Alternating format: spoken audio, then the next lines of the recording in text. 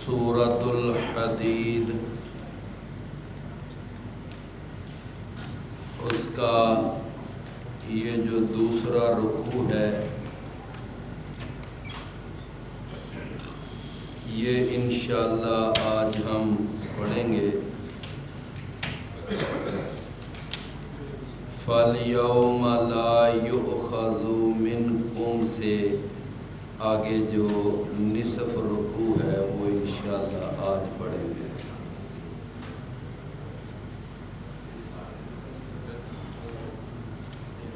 اعوذ باللہ السمیع العلیم من الشیطان الرجیم من ہمزہ ونفخہ ونفثہ۔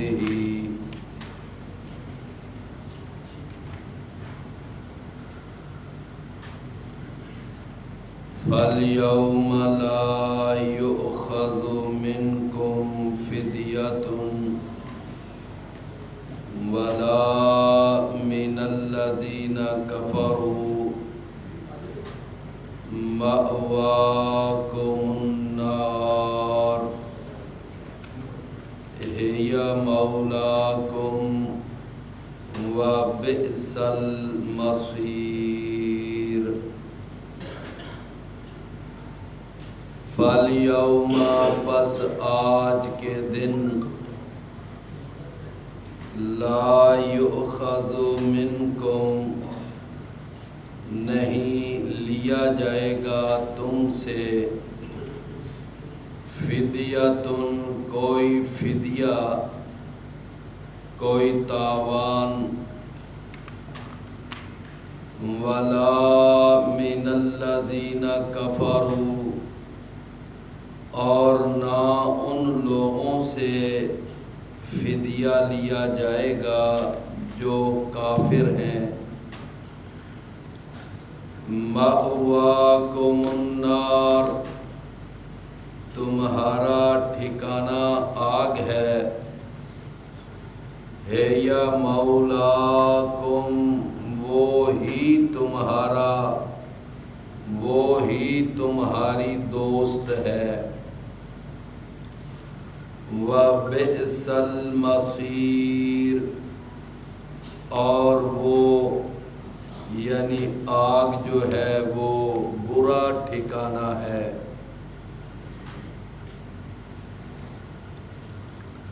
پیچھے جو تذکرہ ہو رہا ہے، بات چل رہی ہے،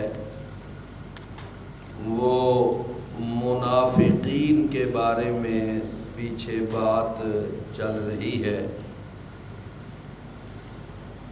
کہ منافق مرد اور منافق عورتیں جب پل صراط کے اوپر سے گزر رہے ہوں گے تو ان کی روشنی بجھ جائے گی،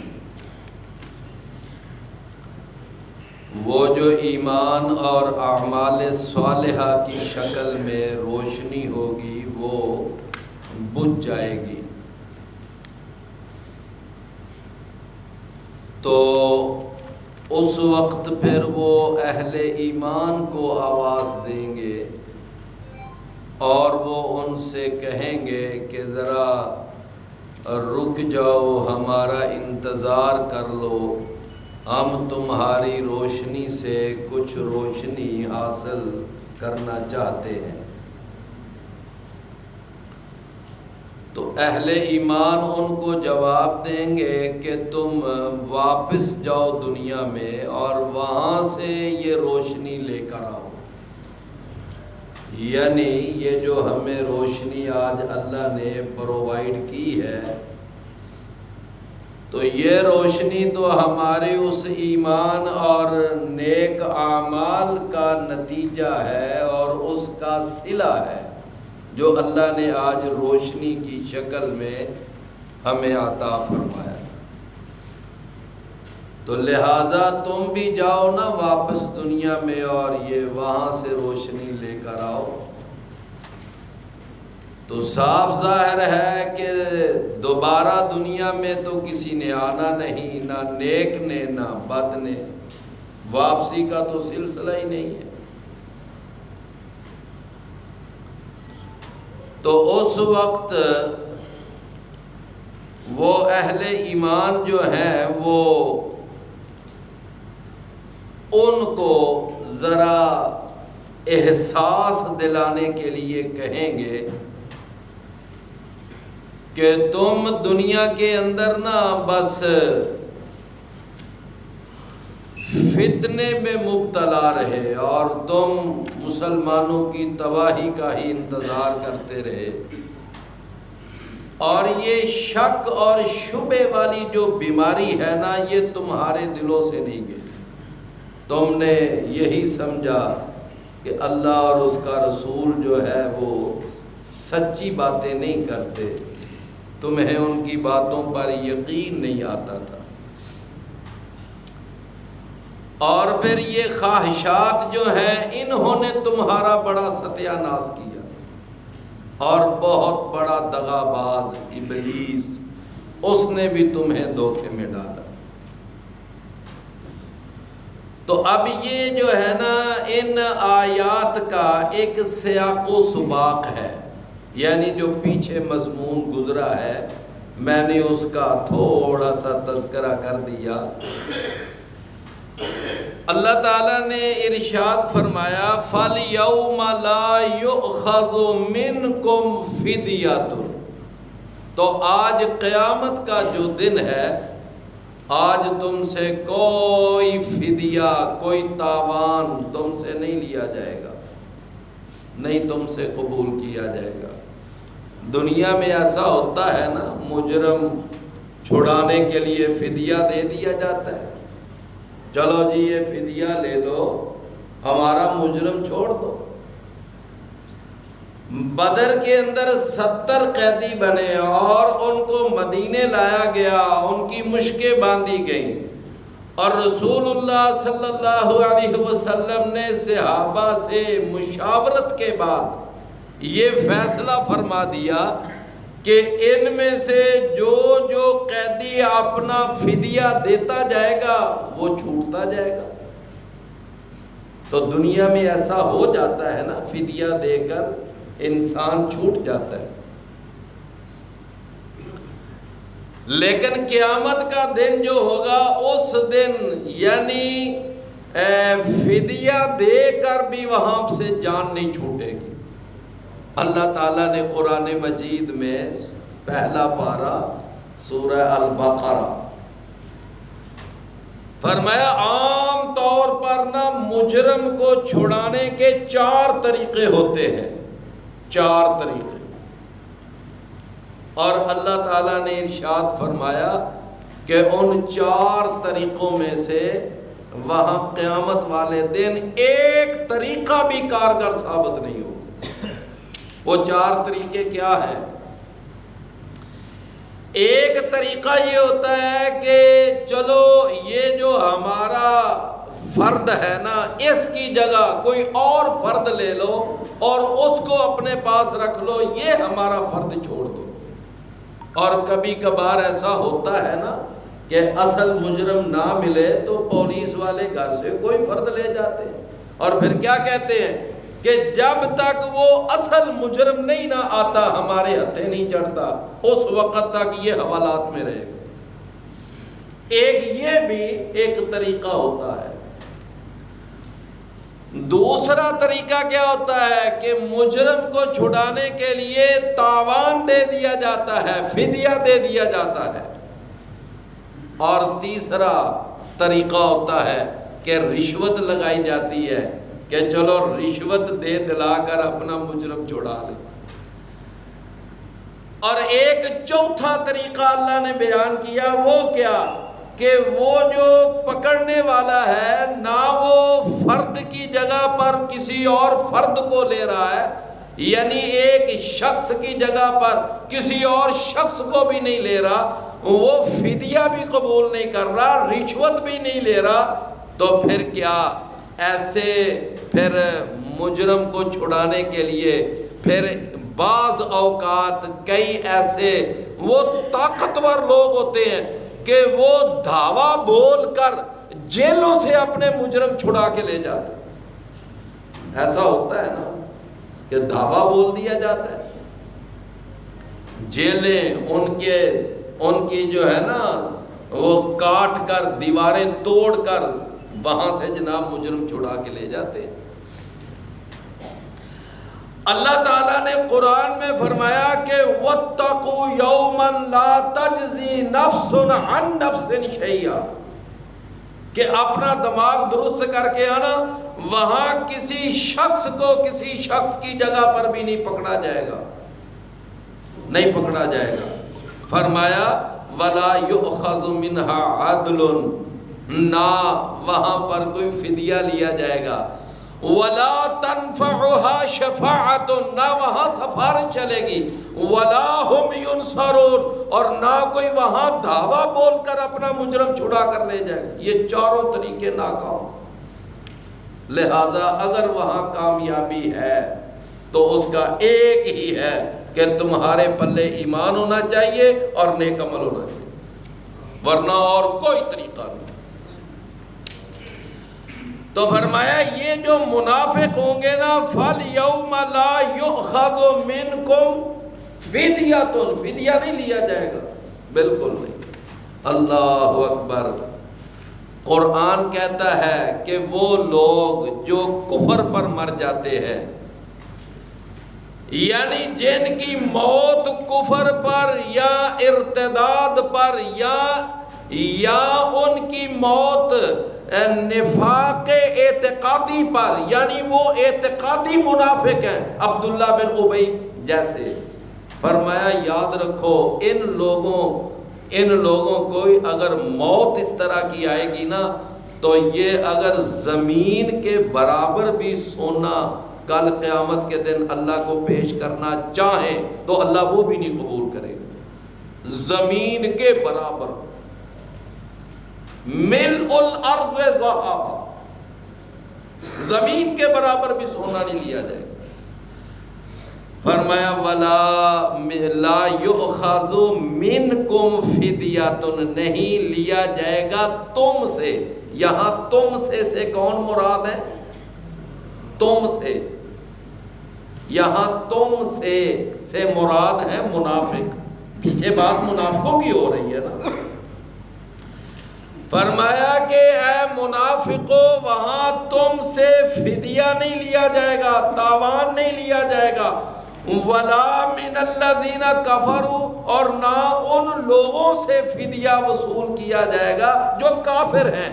اب منافق میں اور کافر میں جو فرق ہوتا ہے وہ تو آپ سمجھتے ہیں نا۔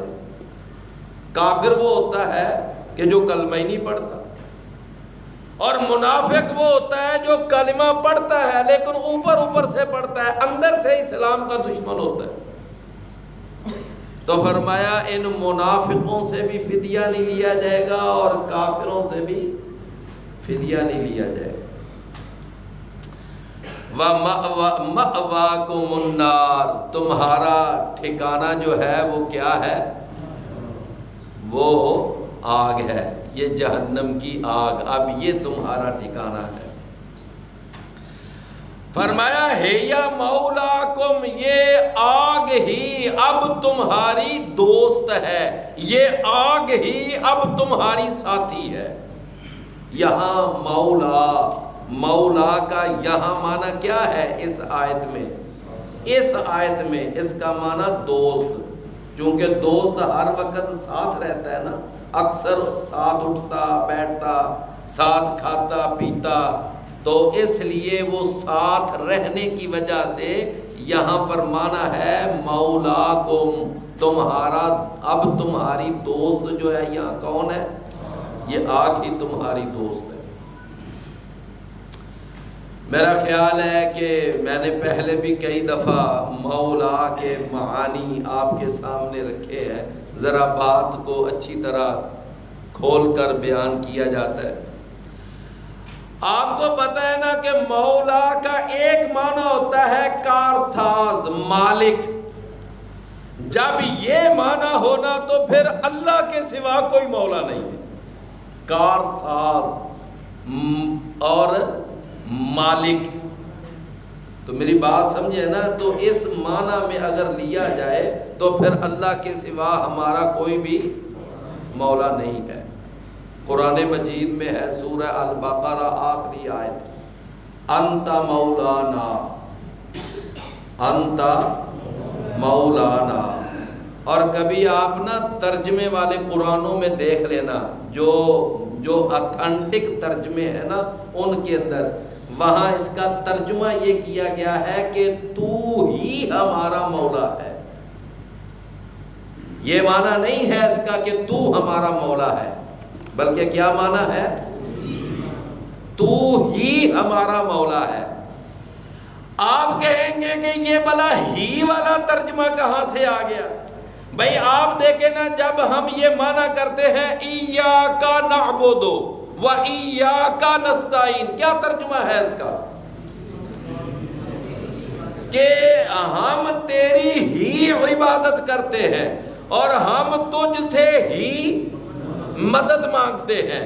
تو یہ ہی والا ترجمہ یہ ایسے نہیں کر دیا، باقاعدہ یہ گرامر کے قواعد و ضوابط کے مطابق یہ ترجمہ کیا گیا ہے۔ گرامر کے جو قواعد و ضوابط ہے اس کے مطابق یہ ترجمہ ہے، کیونکہ جب فعل مؤخر ہو جائے اور مفعول مقدم ہو جائے تو باقاعدہ یہ گرامر کا اصول ہے کہ وہاں پر حصر کا معنی پیدا ہوتا ہے، اور حصر کا معنی پیدا کرنے کے لیے ہی کو درمیان میں داخل کیا جاتا ہے۔ اب یہاں ایاک کا مفعول ہے، یہ مقدم ہے، تو معنی کیا ہوگا کہ تیری ہی ہم عبادت کرتے ہیں اور تجھ سے ہی ہم مدد مانگتے ہیں۔ یہ ہی والا تک بالکل اسی طرح انت مولانا، یہاں پر بھی ایک گرامر کا اصول موجود ہے۔ انت جو ہے یہ اسم ضمیر ہے اور اسم ضمیر معرفہ ہوتی ہے، اور مولانا یہ بھی معرفہ ہے۔ تو جب مبتدا اور خبر دونوں معرفہ ہو جائے تو وہاں پر ہی کا معنی پیدا ہوتا ہے۔ اب اس کا معنی کیا ہے کہ تو ہی ہمارا مولا ہے۔ تو یہ کس معنی میں لیں گے تو پھر یہ معنی ہوگا کہ اس کا معنی کریں گے کارساز، بگڑی بنانے والا، مالک۔ تو اس معنی میں اللہ کے سوا ہمارا کوئی مولا نہیں۔ سمجھ آئی نا بات کی؟ اچھا، مولا کا ایک معنی غلام بھی ہوتا ہے، مولا کا ایک معنی غلام بھی ہے، اور یہ باقاعدہ حدیثوں میں موجود ہے۔ نبی کریم صلی اللہ علیہ وسلم کے ایک غلام تھے، ان کا نام تھا ثوبان۔ کیا نام تھا؟ ثوبان۔ تو نسائی میں یہ حدیث موجود ہے۔ حدیث کے الفاظ کیا ہے؟ عن ثوبان مولا رسول اللہ صلی اللہ علیہ وسلم، کہ یہ جو روایت ہے نا یہ جناب ثوبان سے ہے۔ کون ثوبان؟ جو رسول اللہ صلی اللہ علیہ وسلم کے غلام تھے۔ عن ثوبان مولا رسول اللہ صلی اللہ علیہ وسلم۔ تو مولا کا معنی غلام بھی ہے، تو جو بھی کسی کا غلام ہوگا تو وہ کیا ہوگا؟ اس کا مولا ہوگا۔ مولا کا ایک معنی جو ہوتا ہے نا، ایک معنی مولا کا شریکہ بھی ہوتا ہے۔ شریکہ آپ سمجھتے ہیں نا، ہمارے اردو میں چلتا ہے رشتہ داریوں میں فلاں جی اس کا شریکہ ہے، یہ بھی قرآن میں استعمال ہوا ہے۔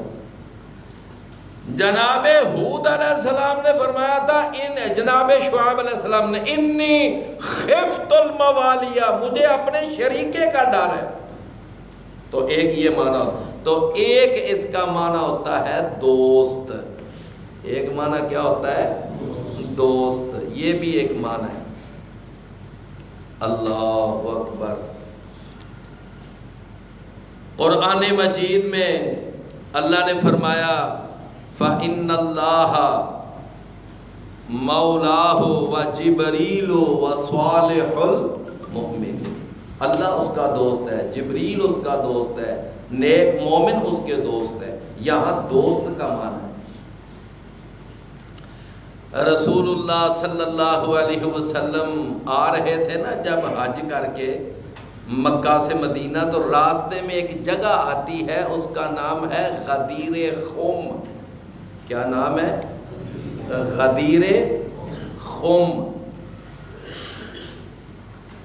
تو یہ جو غدیر خم ہے نا، وہاں پر آئے تو جناب علی رضی اللہ عنہ، ان کا ایک اور وہاں صحابی سے، کسی آدمی سے کوئی جھگڑا ہو گیا، کوئی آپس میں انبن ہو گئی۔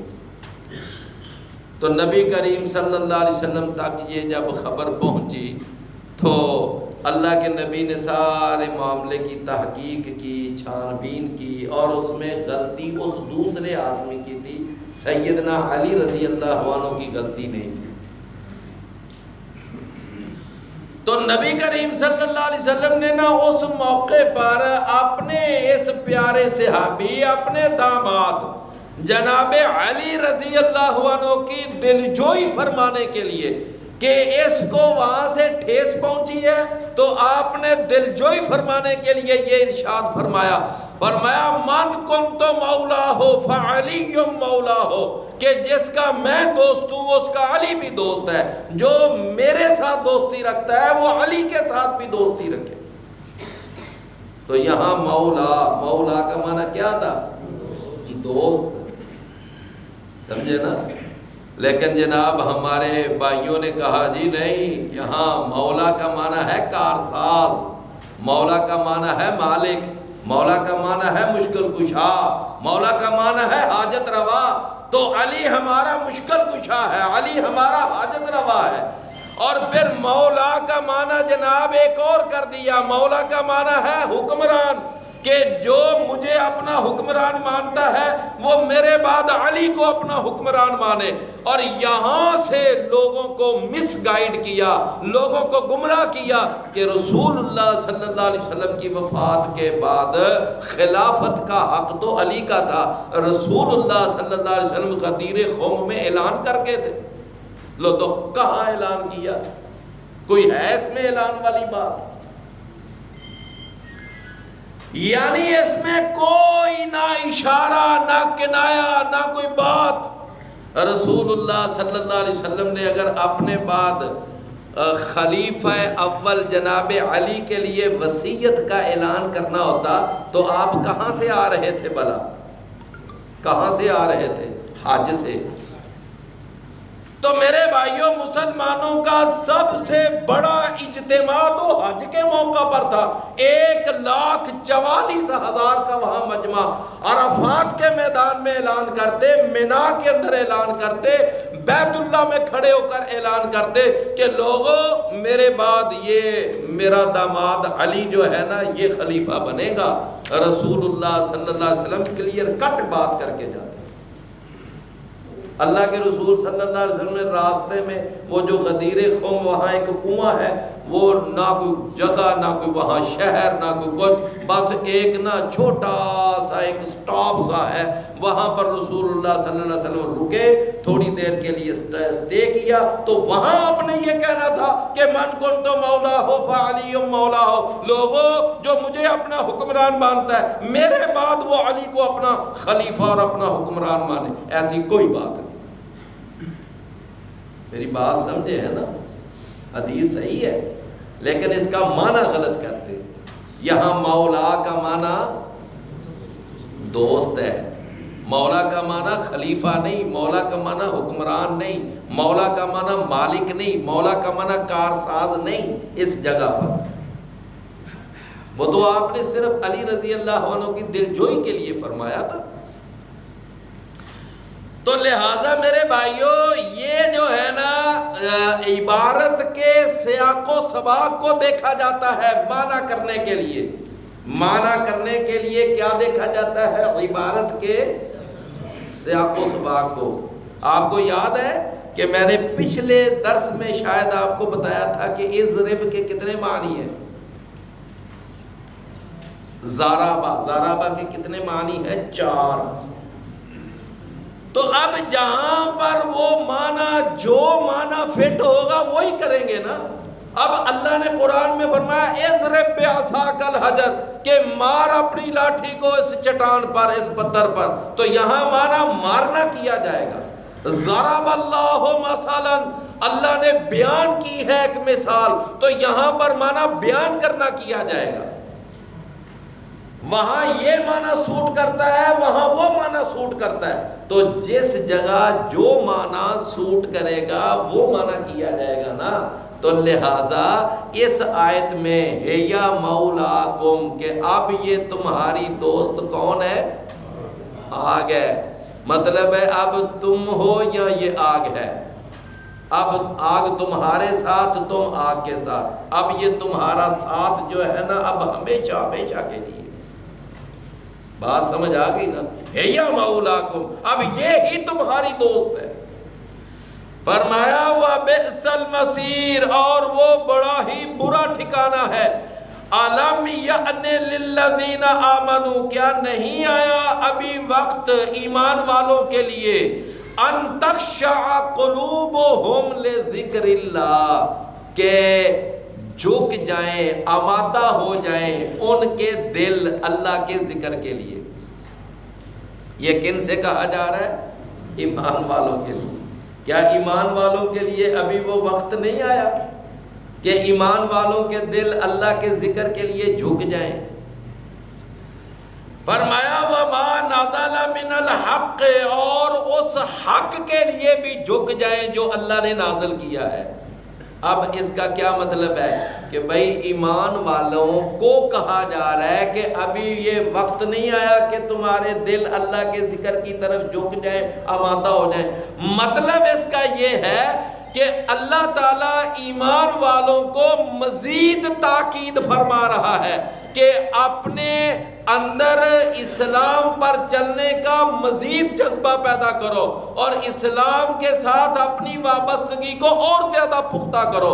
یہ بالکل اسی طرح ہے جس طرح قرآن میں اللہ نے فرمایا نا یا ایھا الذین آمنو اے ایمان والو آمنو باللہ تم اللہ پر ایمان لاؤ. اب کن کو کہا جا رہا ہے اے ایمان والو تم اللہ پر ایمان لاؤ؟ اے ایمان والو تم اللہ پر ایمان لاؤ. بھئی اس کا مطلب یہ ہے کہ اپنے ایمان کے اندر اور زیادہ نکھار پیدا کرو، اپنے ایمان کے اندر اور زیادہ نکھار پیدا کرو. تو فرمایا کیا ابھی تک وہ وقت نہیں آیا ایمان والوں کے لیے کہ ان کے دل اللہ کے ذکر کے لیے جھک جائیں، اللہ کے ذکر کی طرف آمادہ ہو جائیں. فرمایا وَمَا نَزَلَ مِنَ الْحَقِّ اور اس کی طرف جھک جائیں جو اس نے نازل کیا ہے حق میں سے. حق کیا ہے؟ حق یا قرآن ہے یا حدیث ہے. حق یا قرآن ہے یا حدیث ہے. اللہ اکبر. قرآن مجید میں اللہ نے فرمایا یستنبئونک احق ہوا. یہ آپ سے سوال کرتے ہیں کہ اے محمد صلی اللہ علیہ وسلم یہ جو قرآن تو ہمیں پیش کرتا ہے یہ بتانا کیا یہ واقعی حق ہے؟ کیا یہ حق ہے؟ اللہ فرمایا اے نبی صلی اللہ علیہ وسلم قل فرما دیجئے ای و ربی ہاں مجھے میرے پروردگار کی قسم ہے انہو لحق یہ قرآن حق ہے. یہ قرآن کیا ہے؟ آپ نا اپنے پروردگار کی قسم اٹھا کر ان کو یقین دلا دیں کہ یہ قرآن حق ہے. سمجھے نا؟ فرمایا کہ ایک تو یہ ہو گیا نا کہ قرآن حق ہے. نمبر 2 فرمایا کہ حدیث بھی حق ہے. اس کی دلیل کیا ہے؟ رسول اللہ صلی اللہ علیہ وسلم کے ایک صحابی ہیں ان کا نام ہے عبداللہ بن عمر بن عاص. عبداللہ بن عمر بن عاص رضی اللہ عنہ. وہ فرماتے ہیں میں نبی صلی اللہ علیہ وسلم کے درس میں بیٹھا کرتا تھا تو میں آپ کے دروس سنتا تو آپ کی میں احادیث جو ہوتی نا ان کو لکھتا جاتا، میں ان کو قلم بند کرتا جاتا، یہ میری ایک عادت تھی، میں آپ کی احادیث لکھتا تھا۔ فرماتے ہیں کہ وہ جو میں احادیث لکھا کرتا نا، تو ایک دفعہ مجھے میرے ساتھیوں نے کہا، یعنی رسول اللہ صلی اللہ علیہ وسلم کے صحابہ نے، کہ اے عبداللہ تو نبی صلی اللہ علیہ وسلم کا جب درس سنتا ہے، آپ کی احادیث لکھتا ہے، تو نبی صلی اللہ علیہ وسلم تو کبھی خوشی کی کیفیت میں ہوتے ہیں، کبھی غمی کی کیفیت میں ہوتے ہیں، کبھی آپ یعنی غصے کے معاملے میں ہوتے ہیں، تو آپ نہ ہر بات نہ لکھا کریں۔ اب آپ کو کیا معلوم کہ یہ غصے والی بات تھی، یہ لکھنے والی تھی کہ نہیں تھی؟ جناب عبداللہ کہتے ہیں کہ میں وقتی طور پر رک گیا، لیکن دل میں ارادہ یہ تھا کہ نبی کریم صلی اللہ علیہ وسلم سے جب بھی کوئی موقع ملا نا بات کرنے کا، تو آپ سے بات کروں گا، اگر آپ نے روکا تو پھر رکوں گا، اور اگر آپ نے اجازت دی نا تو پھر میں اپنا یہ عمل جاری رکھوں گا۔ میں وقتی طور پر رک گیا۔ نبی صلی اللہ علیہ وسلم سے ملاقات ہوئی تو بات بتائی، اللہ کے رسول یہ آپ کے ساتھی کہہ رہے ہیں کہ آپ نہ لکھا کریں، آپ کبھی غصے میں ہوتے ہیں، کبھی آپ خوشی کی کیفیت میں ہوتے ہیں۔ تو نبی کریم صلی اللہ علیہ وسلم نے اس وقت کیا فرمایا؟ یہ مسلم میں حدیث آتی ہے، صحیح مسلم۔ آپ نے فرمایا کہ اکتب یا عبداللہ، اے عبداللہ تو لکھا کر، اور آپ نے اپنے پیارے لبوں کی طرف، اپنے منہ مبارک کی طرف اشارہ کر کے فرمایا فَإِنَّهُ لَا يَخْرُجُ مِنْهُ إِلَّا الْحَقِّ، فرمایا میرے اس منہ سے، میرے ان دو ہونٹوں سے اللہ حق کے سوا کچھ نہیں نکلواتا۔ تو میرے بھائیوں، ایک تو قرآن حق ہے، اور اس کے بعد حدیث حق ہے۔ سمجھ آئی نا؟ اطیعوا اللہ و اطیعوا الرسول، ترکت فیکم امرین لن تضلوا ما تمسکتم بہما، کتاب اللہ و سنت۔ اچھا، اب یہ دونوں چیزیں جو ہیں حق ہیں۔ فرمایا کہ کیا ابھی تک ایمان والوں کے دل، یعنی ابھی تک وقت نہیں آیا کہ ایمان والوں کے دل اللہ کے ذکر کے لیے جھک جائیں، وَمَا نَزَلَ مِنَ الْحَقِّ، اور اس کے لیے جھک جائیں جو اللہ نے حق اتارا ہے۔ تو اللہ نے حق کون سا اتارا ہے؟ قرآن اور حدیث۔ قرآن اور حدیث، قرآن حق ہے، حدیث حق ہے۔ اچھا میرے بھائیوں، ان دونوں میں سے ایک کو چھوڑ دو گے تو تب بھی حق پر نہیں رہو گے۔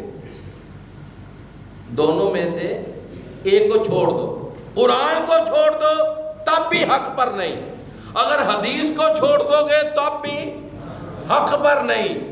اچھا، اگر دونوں کے ساتھ کسی تیسری چیز کو اگر نتھی کرو گے تو پھر بھی حق پر نہیں رہو گے۔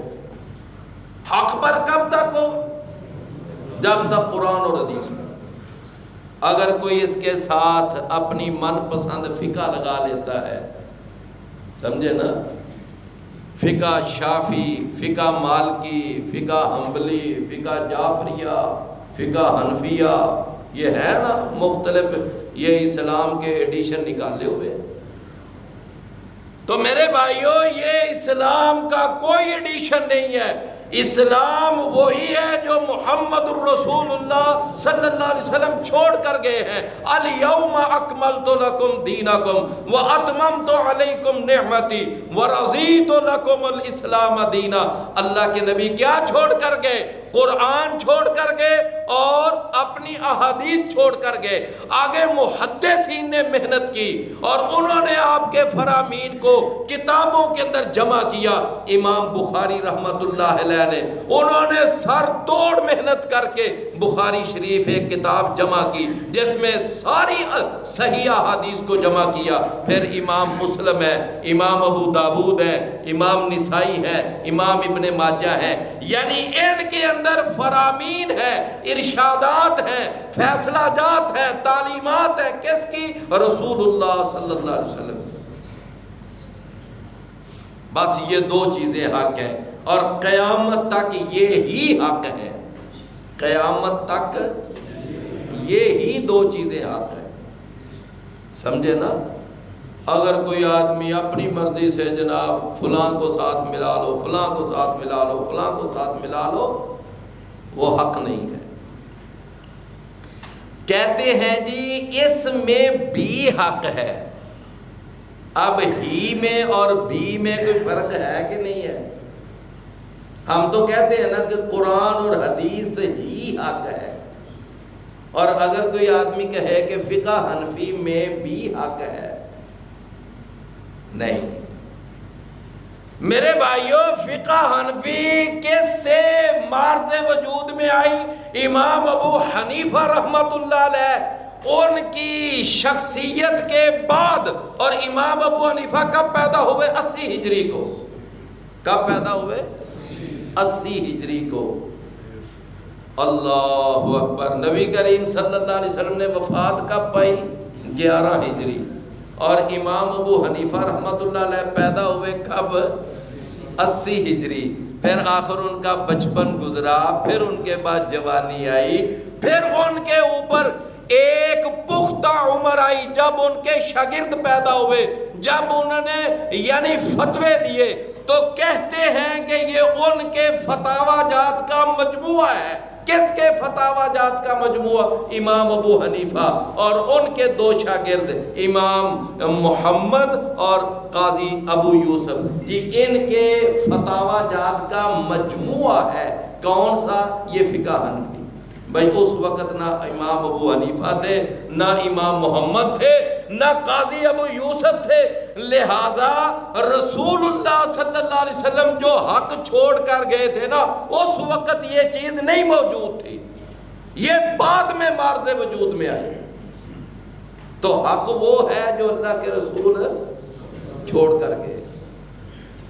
وما نزل من الحق، اور جو اس نے نازل کیا ہے حق میں سے۔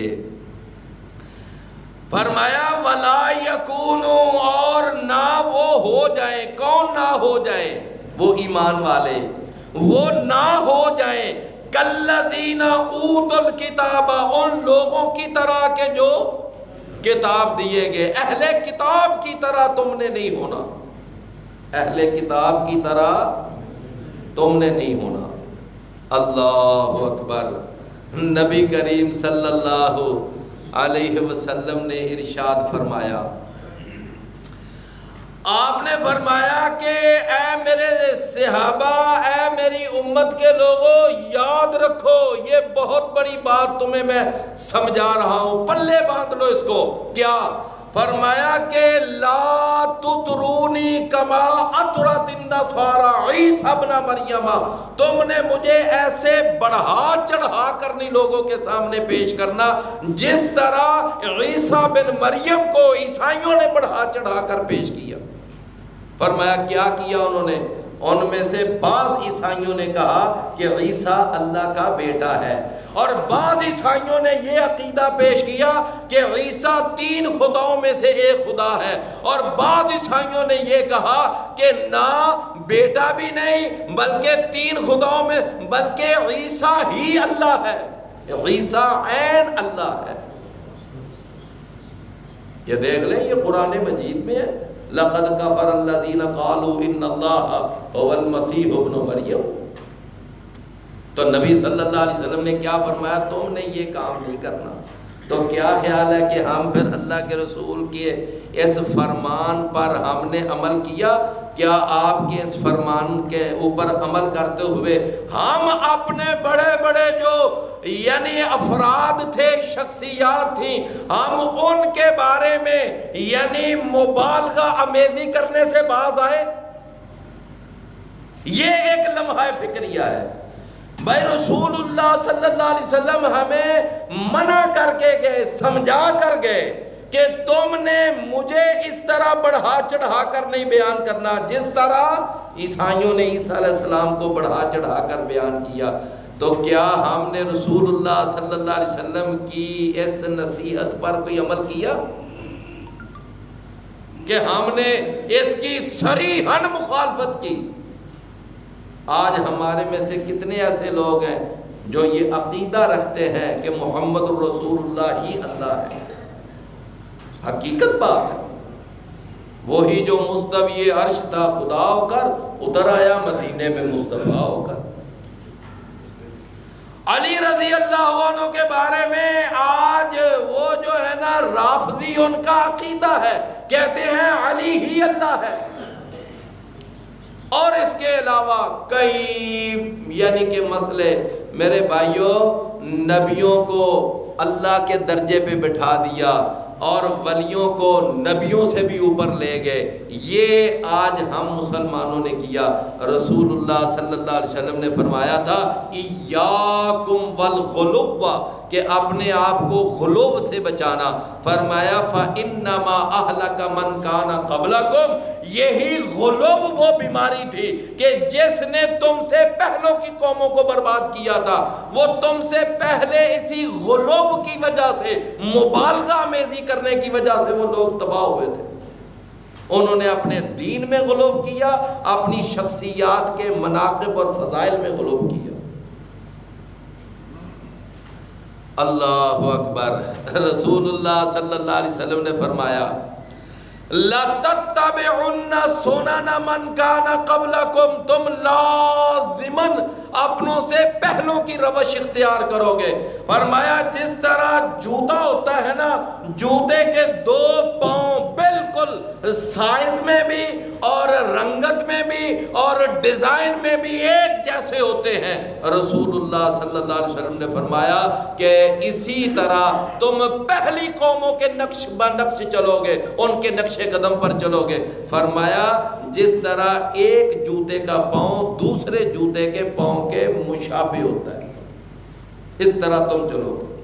صحابہ نے پوچھا اللہ کے رسول، کیا آپ کی مراد یہ جو آپ فرما رہے ہیں اپنے سے پہلے لوگوں کے، تو کیا اس سے مراد یہود و نصارہ ہے؟ تو نبی صلی اللہ علیہ وسلم نے فرمایا کہ اگر یہود و نصارہ نہیں تو پھر کون ہے؟ میرے اس فرمانے کا مقصد اگر یہود و نصارہ نہیں تو پھر کون ہے؟ اللہ اکبر۔ لو میرے پیارے بھائیوں، رسول اللہ صلی اللہ علیہ وسلم نے اپنی وفات سے 5 دن پہلے کیا فرمایا تھا؟ آپ نے فرمایا تھا کہ لعن اللہ الیہود والنصارى اتخذوا قبور انبیائہم مساجدا، اللہ کی لعنت ہو یہودیوں پر، اللہ کی لعنت ہو عیسائیوں پر۔ کیوں؟ اس لیے کہ انہوں نے اپنے نبیوں اور اپنے ولیوں کی قبروں کو سجدہ گاہ بنا دیا، وہاں عبادت کرنے لگ گئے، وہاں پر جا کر نمازیں پڑھنے لگے، وہاں طواف کرنے لگ گئے، وہاں مجاور بن کر جا کر بیٹھنے لگ گئے۔ رسول اللہ صلی اللہ علیہ وسلم نے فرمایا کہ اللہ کی ان پر لعنت ہو۔ تو کیا آج مسلمان قبروں کو سجدہ نہیں کرتے؟ مسلمان قبروں پہ عرس میلے نہیں کرتے؟ کیا آج مسلمان ان قبروں پہ جا کر چڑھاوے نہیں چڑھاتے؟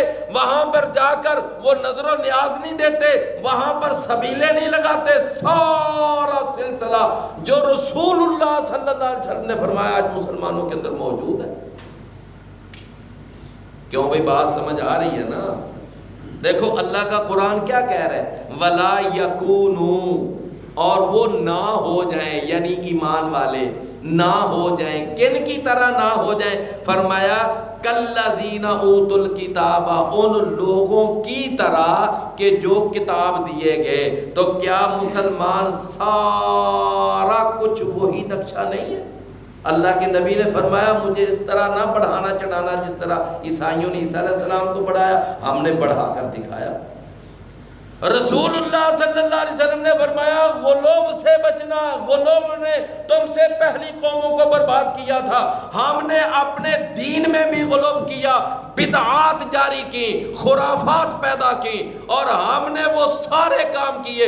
رسول اللہ صلی اللہ علیہ وسلم نے فرمایا پہلے لوگوں کے نقش قدم پر نہ چلنا، ہم چلے ان پر۔ آپ نے فرمایا کہ انہوں نے اپنے نبیوں ولیوں کی قبروں پر سجدے کیے، تم نے نہیں کرنے، ہم نے وہ کام کیا۔ میرے بھائیو، جس کام سے اللہ کے رسول ہمیں منع کر کے گئے، ہم نے بڑے دھڑلے کے ساتھ وہ سارے کام کیے۔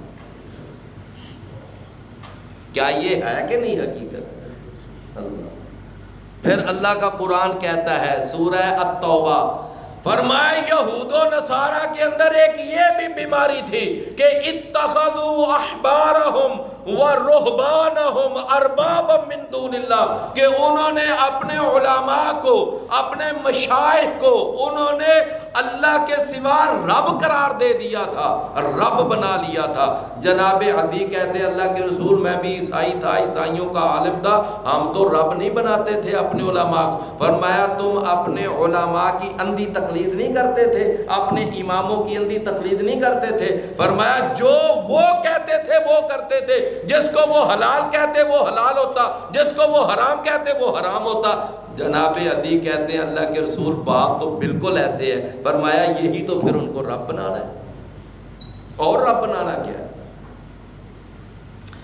فرمایا وَلَا يَكُونُوا كَالَّذِينَ أُوتُوا الْكِتَابَ، تم نے ان لوگوں کی طرح نہیں ہو جانا کہ جن کو کتاب دی گئی من قبل، ان سے پہلے، فَطَالَ عَلَيْهِمُ الْأَمَدُ، پھر لمبا عرصہ گزر گیا، پھر لمبی مدت گزر گئی ان پر، فَقَسَتْ قُلُوبُهُمْ، تو بالآخر ان کے دل سخت ہو۔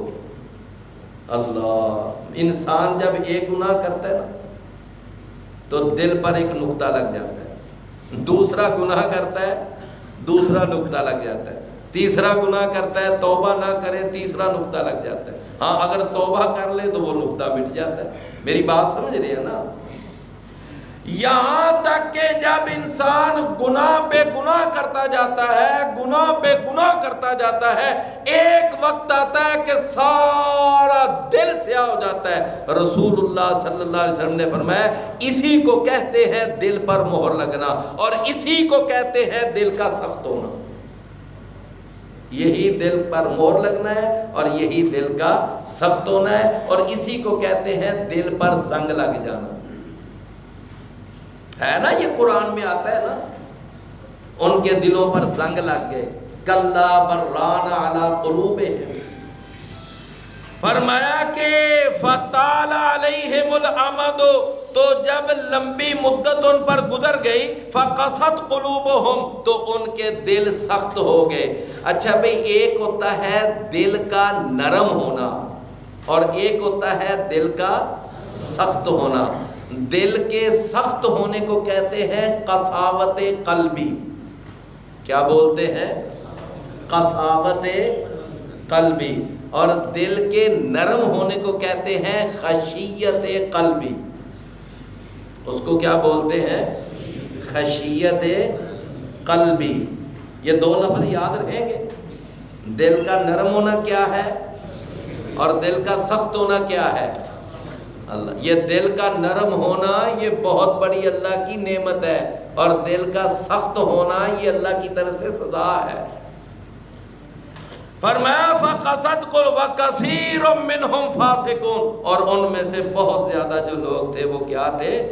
وہ فاسق۔ اعلموا، جان لو، ان اللہ یحیی الارض بعد موتها، بے شک اللہ تعالیٰ وہ ہے جو زمین کو زندہ کرتا ہے اس کی موت کے بعد۔ زمین کو زندہ کرتا ہے اس کی موت کے بعد۔ زمین کا مرنا کیا ہے؟ زمین کی موت کیا ہے؟ زمین کا بنجر ہو جانا، زمین پر قحط سالی کا پھیل جانا۔ اور زمین کی زندگی کیا ہے؟ ہاں جی، زمین کا سر سبز و شاداب ہو جانا۔ یہ میری بات سمجھ رہے ہیں نا؟ اچھا میرے بھائیوں، بالکل یہ زمین کی زندگی اور زمین کی موت ہے۔ بالکل اسی طرح ایک روحانی زندگی اور ایک روحانی موت ہوتی ہے۔ وہ کیا ہے بھلا؟ روحانی زندگی ہے کہ اس دل کے اندر اللہ کے ذکر کا پیدا ہونا، اللہ کے ذکر کی طرف دل آمادہ ہو جانا، اور اس دل کے اندر اللہ کی یاد کا آ جانا، اور اس دل کا اللہ کی یاد سے خالی ہو جانا، یہ دل کی موت ہے۔ اور اس دل میں اللہ کا ذکر پیدا ہو جائے، اللہ کا ڈر پیدا ہو جائے، جنت کا شوق پیدا ہو جائے، یہ دل کی یہ زندگی ہے۔ فرمایا کہ ان اللہ یحیی الارض بعد موتها قد بینا لکم الآیات، تحقیق ہم نے بیان کی تمہارے لیے آیتیں، لعلکم تعقلون، تاکہ تم عقل سے کام لو۔ ان المصدقین، بے شک صدقہ کرنے والے مرد۔